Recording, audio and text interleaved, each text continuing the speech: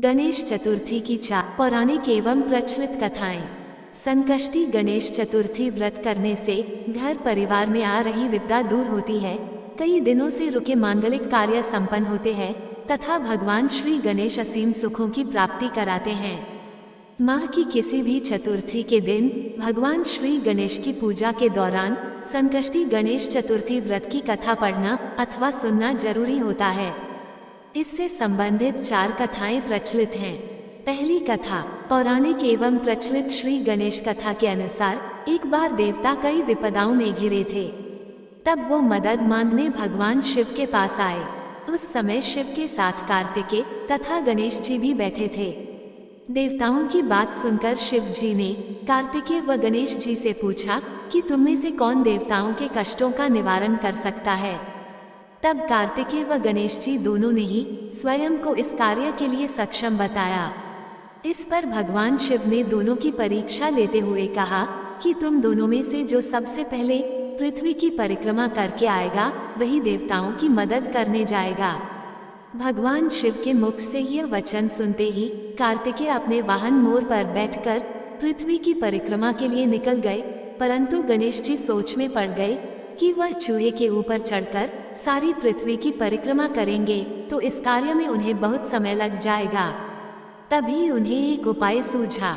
गणेश अपने स्थान से उठे और अपने माता पिता की 7 बार परिक्रमा करके वापस बैठ गए। परिक्रमा करके लौटने पर कार्तिकेय स्वयं को विजेता बताने लगे। तब शिव जी ने श्री गणेश से पृथ्वी की परिक्रमा ना करने का कारण पूछा। तब गणेश ने कहा, माता पिता के चरणों में ही समस्त लोक हैं। ये सुनकर भगवान शिव ने गणेश जी को देवताओं के संकट दूर करने की आज्ञा दी।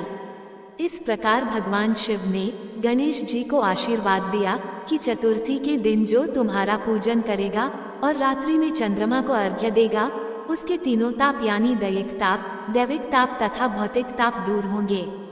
इस व्रत को करने से व्रतधारी के सभी तरह के दुख दूर होंगे और उसे जीवन के भौतिक सुखों की प्राप्ति होगी। चारों तरफ से मनुष्य की सुख समृद्धि बढ़ेगी, पुत्र पौत्रादि धन ऐश्वर्य की कमी नहीं रहेगी। गणेश चतुर्थी व्रत की दूसरी कथा। एक समय की बात है, राजा हरिश्चंद्र के राज्य में एक कुम्हार था। वो मिट्टी के बर्तन बनाता था, लेकिन वे कच्चे रह जाते थे। एक पुजारी की सलाह पर उसने इस समस्या को दूर करने के लिए एक छोटे बालक को मिट्टी के बर्तनों के साथ आवा में डाल दिया। उस दिन संकष्टी चतुर्थी का दिन था। उस बच्चे की माँ अपने बेटे के लिए परेशान थी। उसने गणेश जी से बेटे की कुशलता की प्रार्थना की। दूसरे दिन जब कुम्हार ने सुबह उठकर देखा तो आवा में उसके बर्तन तो पक गए थे, लेकिन बच्चे का बाल बांका भी नहीं हुआ था। वह डर गया और राजा के दरबार में जाकर सारी घटना बताई। इसके बाद राजा ने उस बच्चे और उसकी मां को बुलवाया तो मां ने सभी तरह के विघ्न को दूर करने वाली संकष्टी चतुर्थी का वर्णन किया। इस घटना के बाद से महिलाएं संतान और परिवार के सौभाग्य के लिए संकट चौथ का व्रत करने लगी। तीसरी कथा। एक समय की बात है, भगवान विष्णु का विवाह लक्ष्मी जी के साथ निश्चित हो गया। विवाह की तैयारी होने लगी। सभी देवताओं को निमंत्रण भेजे गए, परंतु गणेश जी को निमंत्रण नहीं दिया, कारण जो भी रहा हो। अब भगवान विष्णु की बारात जाने का समय आ गया। सभी देवता अपनी पत्नियों के साथ विवाह समारोह में आए। उन सबने देखा कि गणेश जी कहीं दिखाई नहीं दे रहे हैं। तब वे आपस में चर्चा करने लगे कि क्या गणेश जी को न्योता नहीं दिया गया है या स्वयं गणेश जी ही नहीं आए हैं। सभी को इस बात पर आश्चर्य होने लगा। तभी सबने विचार किया कि विष्णु भगवान से ही इसका कारण पूछा जाए। विष्णु भगवान से पूछने पर उन्होंने कहा कि हमने गणेश जी के पिता भोलेनाथ महादेव को न्योता भेजा है। यदि गणेश जी अपने पिता के साथ आना चाहते तो आ जाते, अलग से न्योता देने की कोई आवश्यकता भी नहीं थी। दूसरी बात यह है कि उनको 1.25 मन मूंग, 1.25 मन चावल, 1.25 मन घी और 1.25 मन लड्डू का भोजन दिन भर में चाहिए। यदि गणेश जी नहीं आएंगे तो कोई बात नहीं, दूसरे के घर जाकर इतना सारा खाना पीना अच्छा भी नहीं लगता। इतनी वार्ता कर ही रहे थे कि किसी एक ने सुझाव दिया, यदि गणेश जी आ भी जाएं, तो उनको द्वारपाल बनाकर बैठा देंगे कि आप घर का ध्यान रखना। आप तो चूहे पर बैठकर धीरे धीरे चलोगे तो बारात से बहुत पीछे रह जाओगे। ये सुझाव भी सबको पसंद आ गया, तो विष्णु भगवान ने भी अपनी सहमति दे दी। होना क्या था कि इतने में गणेश जी वहां आ पहुंचे और उन्हें समझा बुझाकर घर की रखवाली करने बैठा दिया। बारात चल दी, तब नारद जी ने देखा कि गणेश जी तो दरवाजे पर ही बैठे हुए हैं, तो वे गणेश जी के पास गए और रुकने का कारण पूछा। गणेश जी कहने लगे कि विष्णु भगवान ने मेरा बहुत अपमान किया है। नारद जी ने कहा कि आप अपनी मूषक सेना को आगे भेज दें, तो वह रास्ता खोद देगी, जिससे उनके वाहन धरती में धंस जाएंगे। तब आपको सम्मानपूर्वक बुलाना पड़ेगा। अब तो गणेश जी ने अपनी मूषक सेना जल्दी से आगे भेज दी और सेना ने जमीन पोली कर दी। जब बारात वहां से निकली तो रथों के पहिए धरती में धंस गए। लाख कोशिश करी, परंतु पहिए नहीं निकले। सभी ने अपने अपने उपाय किए, परंतु पहिए तो नहीं निकले, बल्कि जगह जगह से टूट गए। किसी की समझ में नहीं आ रहा था कि अब क्या किया जाए। तब नारद जी ने कहा, आप लोगों ने गणेश जी का अपमान करके अच्छा नहीं किया। यदि उन्हें मनाकर लाया जाए तो आपका कार्य सिद्ध हो सकता है और यह संकट टल सकता है। शंकर भगवान ने अपने दूत नंदी को भेजा और वे गणेश जी को लेकर आए। गणेश जी का आदर सम्मान के साथ पूजन किया, तब कहीं रथ के पहिए निकले। अब रथ के पहिए निकल तो गए, परंतु वे टूट फूट गए थे, तो उन्हें सुधारे कौन। पास के खेत में खाती काम कर रहा था, उसे बुलाया गया।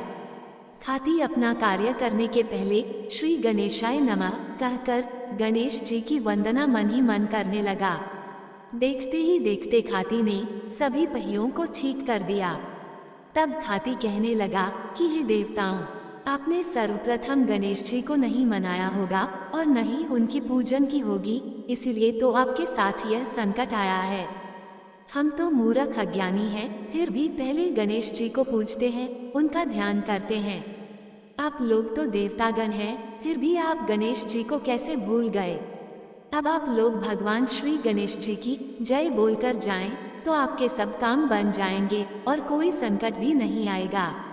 ऐसा कहते हुए बारात वहां से चल दी और विष्णु भगवान का लक्ष्मी जी के साथ विवाह संपन्न करा के सभी सकुशल घर लौट आए। हे गणेश जी महाराज, आपने विष्णु जी को जैसो कारज सारियो, ऐसो कारज सबको सिद्ध करियो। बोलो गजानन भगवान की जय। चौथी कथा। श्री गणेश चतुर्थी व्रत की पौराणिक कथा के अनुसार एक बार भगवान शिव तथा माता पार्वती नर्मदा नदी के किनारे बैठे थे। वहां माता पार्वती ने भगवान शिव से समय व्यतीत करने के लिए चौपड़ खेलने को कहा। शिव चौपड़ खेलने के लिए तैयार हो गए, परंतु इस खेल में हार जीत का फैसला कौन करेगा, ये प्रश्न उनके समक्ष उठा। तो भगवान शिव ने कुछ तिनके एकत्रित कर उसका एक पुतला बनाकर उसकी प्राण प्रतिष्ठा कर दी और पुतले से कहा, बेटा, हम चौपड़ खेलना चाहते हैं, परंतु हमारी हार जीत का फैसला करने वाला कोई नहीं है, इसीलिए तुम बताना कि हम दोनों में से कौन हारा और कौन जीता। उसके बाद भगवान शिव और माता पार्वती का चौपड़ खेल शुरू हो गया। ये खेल 3 बार खेला गया और संयोग से तीनों बार माता पार्वती ही जीत गईं। खेल समाप्त होने के बाद बालक से हार जीत का फैसला करने के लिए कहा गया, तो उस बालक ने महादेव को विजयी बताया। ये सुनकर माता पार्वती क्रोधित हो गईं और क्रोध में उन्होंने बालक को लंगड़ा होने, कीचड़ में पड़े रहने का श्राप दे दिया। बालक ने माता पार्वती से माफी मांगी और कहा कि यह मुझसे अज्ञानतावश ऐसा हुआ है, मैंने किसी द्वेष भाव में ऐसा नहीं किया। बालक द्वारा क्षमा मांगने पर माता ने कहा, यहाँ गणेश पूजन के लिए नागकन्याएं आएंगी, उनके कहे अनुसार तुम गणेश व्रत करो, ऐसा करने से तुम मुझे प्राप्त करोगे। ये कहकर माता पार्वती शिव के साथ कैलाश पर्वत पर चली गईं। 1 वर्ष के बाद उस स्थान पर नागकन्याएं आईं। तब नागकन्याओं से श्री गणेश के व्रत की विधि मालूम करने पर उस बालक ने 21 दिन लगातार गणेश जी का व्रत किया। उसकी श्रद्धा से गणेश जी प्रसन्न हुए। उन्होंने बालक को मनोवांछित फल मांगने के लिए कहा। उस पर उस बालक ने कहा, हे विनायक, मुझ में इतनी शक्ति दीजिए कि मैं अपने पैरों से चलकर अपने माता पिता के साथ कैलाश पर्वत पर पहुंच सकूं और वे ये देख प्रसन्न हों। तब बालक को वरदान देकर श्री गणेश अंतर्ध्यान हो गए। इसके बाद वह बालक कैलाश पर्वत पर पहुंच गया और कैलाश पर्वत पर पहुंचने की अपनी कथा उसने भगवान शिव को सुनाई। चौपड़ वाले दिन से माता पार्वती शिवजी से विमुख हो गई थी, अतः देवी के रुष्ट होने पर भगवान शिव ने भी बालक के बताए अनुसार 21 दिनों तक श्री गणेश का व्रत किया। इस व्रत के प्रभाव से माता पार्वती के मन से भगवान शिव के लिए जो नाराजगी थी वह समाप्त हो गई। तब यह व्रत विधि भगवान शंकर ने माता पार्वती को बताई। ये सुनकर माता पार्वती के मन में भी अपने पुत्र कार्तिकेय से मिलने की इच्छा जागृत हुई। तब माता पार्वती ने भी 21 दिन तक श्री गणेश का व्रत किया तथा दूर्वा, फूल और लड्डुओं से गणेश जी का पूजन अर्चन किया। व्रत के 21वें दिन कार्तिकेय स्वयं माता पार्वती जी से मिलने आ गए। उस दिन से श्री गणेश चतुर्थी का ये व्रत समस्त मनोकामनाओं की पूर्ति करने वाला व्रत माना जाता है। इस व्रत को करने से मनुष्य के सारे कष्ट दूर होकर मनुष्य को समस्त सुख सुविधाएं प्राप्त होती हैं। दोस्तों, आपको ये कहानी कैसी लगी कृपया कमेंट करके जरूर बताएं। वीडियो पसंद आया हो तो लाइक करें और ऐसी ही और भी बहुत सारी कहानियों को सुनने के लिए चैनल को सब्सक्राइब जरूर करें। धन्यवाद।